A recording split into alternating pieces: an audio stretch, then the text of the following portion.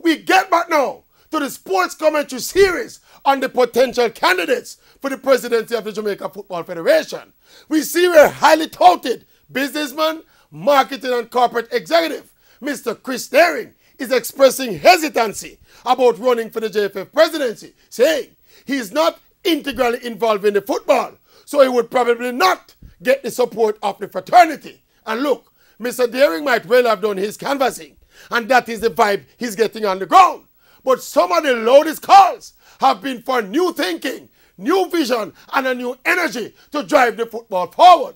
I think the football is in a space right now where a good salesman, which Mr. Daring certainly is, could surely sell that message of a new and fresh and different vision to the 13 parish leaders and win the 7 votes needed to become the JFF president.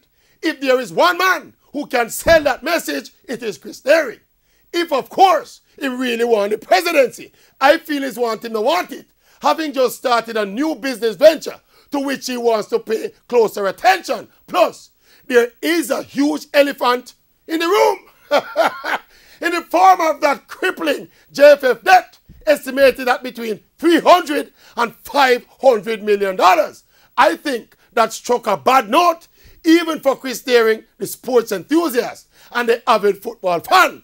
But that debt was more of a red light for Chris Daring, the businessman. But he still have 2 months for change his mind. But I tell you this, all things considered, to put himself up for the JFF presidency would be a daring move for Chris Daring.